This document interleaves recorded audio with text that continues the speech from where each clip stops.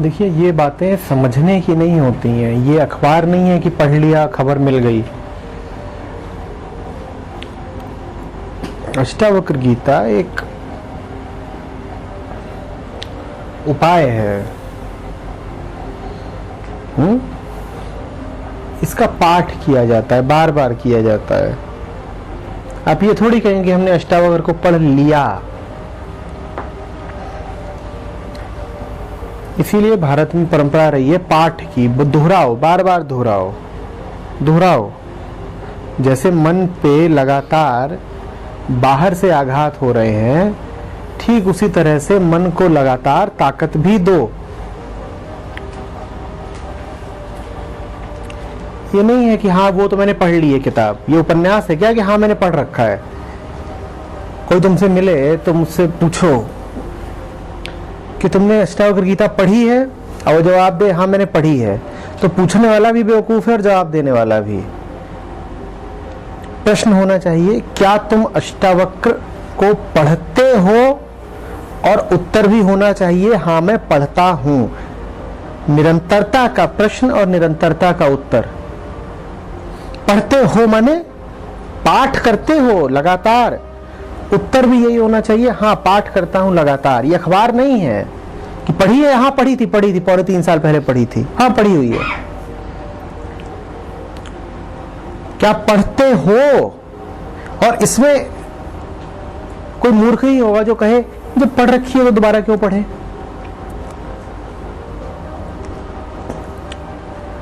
पढ़ रखी है दोबारा क्यों पढ़े? ये जानकारी नहीं है, ज्ञान नहीं है, उपाय है। क्या ये कहते हो कि कल मुंह धोया था आज क्यों धोए? क्या ये कहते हो कि कल मल धोया था आज क्यों धोए? बोलो। तो ये धुलाई का माध्यम है, सफाई का माध्यम है, निवृत्ति का माध्यम है। उन्हीं शब्दों को रोज रोज दोहराना है। बड़े सरल शब्द होते हैं, अहम ब्रह्म सर्वम ब्रह्म, अहम ब्रह्म सर्वम ब्रह्म। कुछ नहीं है, तुम कहो इसको दोहराना क्यों है? दोहराना है, जरूरी है। फिर उसी दोहराने को लेकर के जप की विधि निकली है। जिसको दोहराया जाए वो मंत्र, और बार बार दोहराने की क्रिया है जप। दोहराने का अर्थ ही यही है कि मन रहता तो दोहराव में ही है ना। मन की चक्की तो लगातार चल ही रही है, लगातार चल ही रही है, तो उसको रोकने की प्रक्रिया को भी सतत चलना ही होगा। जो घटना लगातार घट रही है उसको एक बार रोकने से रुकेगी नहीं, उसे सतत रोकना होगा, लगातार याद रखना होगा। आ रही बात समझ में? फिर उसके लिए चाहे कोई नियम कायदे ही क्यों ना बनाने पड़े वो भी ठीक है, उसका भी अपना एक अनुशासन होता है, उसका पालन कीजिए। फिर उसको लेकर के फिर तमाम तरीके की व्यवस्थाएं बनी हैं, नैतिकताएं बनी हैं, व्रत बने हैं, कायदे बने हैं। ऐसा करो, वैसा करो, ये करो, वो करो। पर जितने बने हैं इन सब के केंद्र में बात यही है कि तुम्हें याद रह जाए। संसार चारों ओर से उतारू है कि तुम भूलो। संसार की पूरी चेष्टा ही यही है कि तुम्हें वो याद रहे और राम भूल जाए।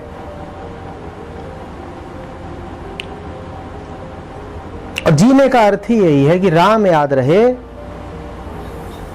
संसार भूल जाए।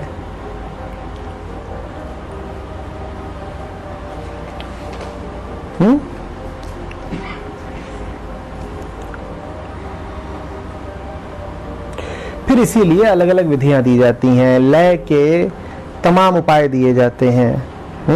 ध्यान की सैकड़ों हजारों विधियां विकसित की गई हैं, और जितनी विकसित की गई हैं उसमें आप खुद भी 2-4 जोड़ सकती हैं। ध्यान की अनंत विधियां हो सकती हैं, जितने मन उतने प्रकार की विधियां हो सकती हैं। इतनी विधियां चाहिए इसीलिए क्योंकि मन प्रतिक्षण बदल रहा है ना। तो मन को अगर प्रतिक्षण रोकना है तो ध्यान को भी अलग अलग तरीके का होना पड़ेगा। जब आप का मन ऐसा है कि कभी यहां खड़ा है और कभी वहां खड़ा है, तो घर लौटने के रास्ते भी तो अलग अलग होंगे ना। मन कभी पूरब खड़ा है और मन कभी दक्षिण खड़ा है, आना आपको घर है, उसी का नाम है समाधि। पूरब से जिस रास्ते से घर आते थे, क्या दक्षिण से भी उसी रास्ते से घर आ जाओगे? नहीं आओगे ना। तो इसीलिए हजारों विधियों का होना आवश्यक है। इसका यह नहीं अर्थ है कि आप हजारों विधियां रटें या आपको पता होनी चाहिए। इसका यह अर्थ है कि एक उपाय बार बार काम नहीं आएगा। सतर्क रहिए।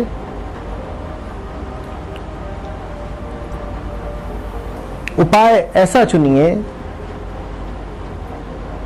जो मदद कर सके, जो आपके मन के अनुकूल हो।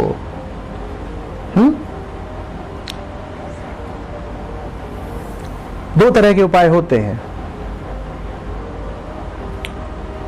एक उपाय ये कि आप पूरब में हैं और उपाय आपको लगातार याद दिला रहा है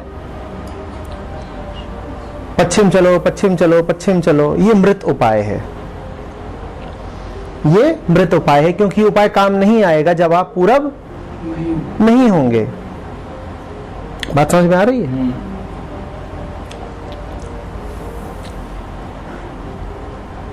इससे थोड़ा बेहतर उपाय है कि जब आप सो रहे हैं तो वो उपाय आपसे लगातार क्या कह रहा है?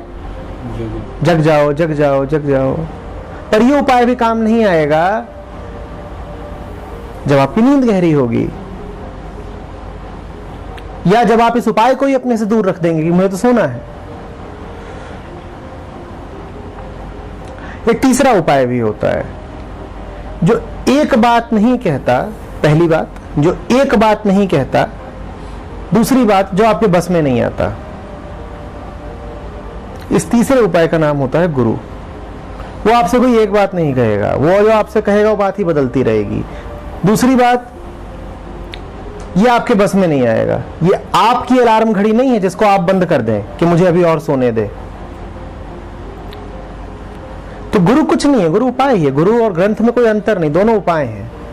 पर गुरु जरा जोरदार किस्म का उपाय है। वो ऐसा उपाय है जो आपके गर्दन पे चढ़ के आपको सीधा रखता है। समझ रहे हो बात को? किताब उपाय है जो कहती है सोना मत, पर वो बहुत कम प्रभावशाली उपाय है, क्योंकि किताब तो तुम्हें ही खोलनी है ना। तुम्हें जब सोना होगा तो तुम किताब को, उससे बेहतर उपाय है अलार्म घड़ी जो सोते हुए तुम्हें जगाती है। पर वो उपाय भी बहुत काम नहीं आएगा, क्योंकि बंद कर सकते हो। गुरु तीसरी कोटि का उपाय है।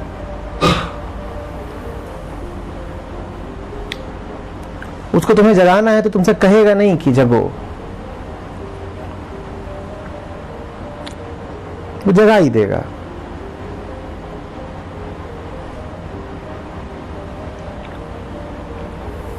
हरी बात समझ में?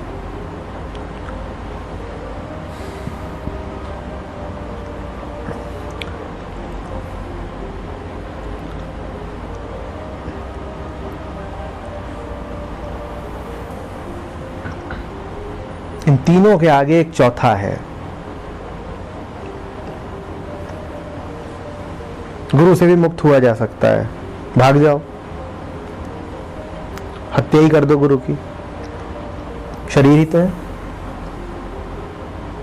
इन तीनों से आगे एक चौथा भी होता है, प्रथम गुरु है। उससे ना भाग सकते हो ना हत्या कर सकते हो। जहां भागोगे उसी में भागोगे, जहां जाओगे उसे साथ लेके जाओगे। उस चौथे का नाम होता है आत्मा।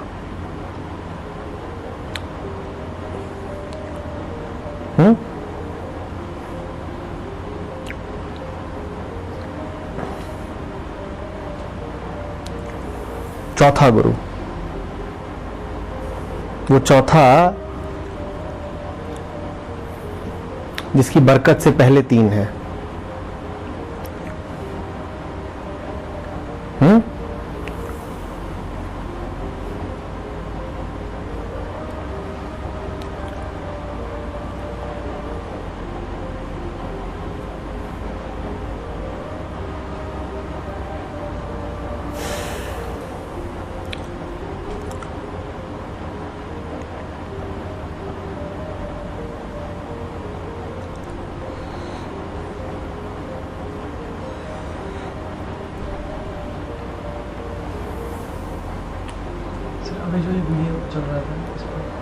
तो उस वीडियो में ये बताया गया था कि जो भी विधि आप यूज़ करो तो तुम्हारा your mind can not think of any alarm जो वहाँ पे ले जाए, तो वो उसमें ऐसा मतलब उसमें ऐसा कहा गया था।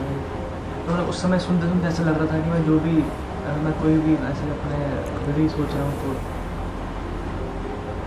दैट इज़ किसी काम की नहीं है।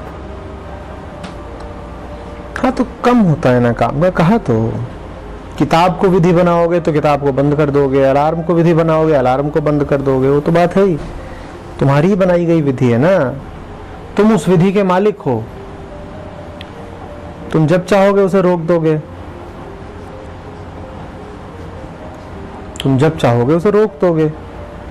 तुम किसी को लगाते हो कि मेरी मालिश करो, मालिश करने वाला तुम्हारे हाथ खींचता है और देख पता है ना मालिश में दर्द भी होता है, तुम उसे क्या करोगे? मालिक कौन है? तुम हो ना। एक हद से ज्यादा उसे तुम अपने आप को कष्ट थोड़ी देने दोगे। तुम कहोगे रुक, रुक जाएगा।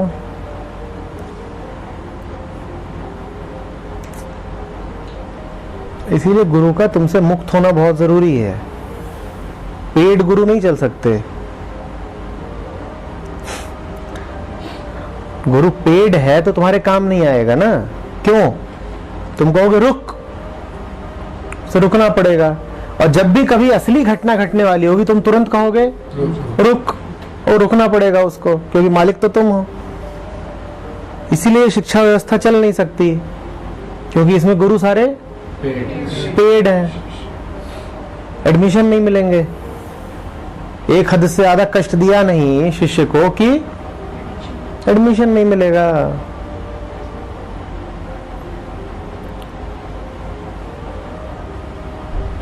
इसीलिए गुरु सिर्फ वो हो सकता है जिसे शिष्य से कुछ चाहिए ना हो। अगर भी तुम्हें उससे कुछ चाहिए है तो तुम उससे गुरु नहीं हो सकते। समझ रहे हो बात को?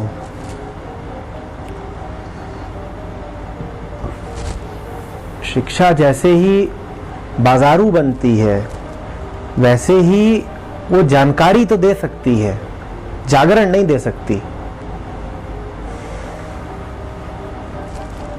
शिक्षा जैसे ही बाजारू हो जाती है, अब वो क्या देगी? जानकारी, जागरण नहीं। तो हमारे पास लोग कैसे निकलेंगे इस व्यवस्था से, शिक्षा व्यवस्था से? जानकारी से भरे हुए और जागरण से खाली।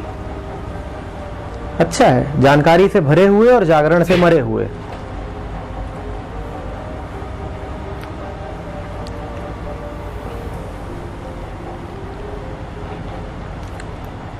गुरु बाजार का हिस्सा थोड़ी हो सकता है। आओ आओ आओ, 10 रुपए किलो मोक्ष बेच रहा हूं।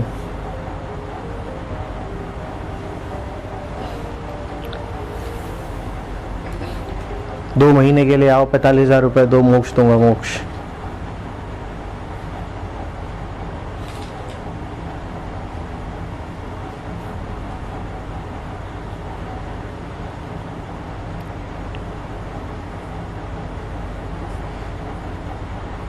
तो बिल्कुल ऑब्वियस हो जाता है कि हमें पसंद नहीं आएगा।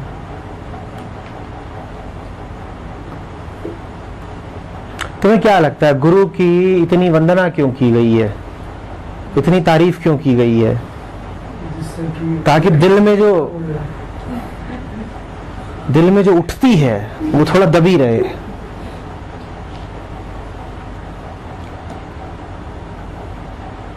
कबीर कह रहे हैं दुनिया के सारे पेड़ काट दूं, उनकी कलम बना दूं, हाँ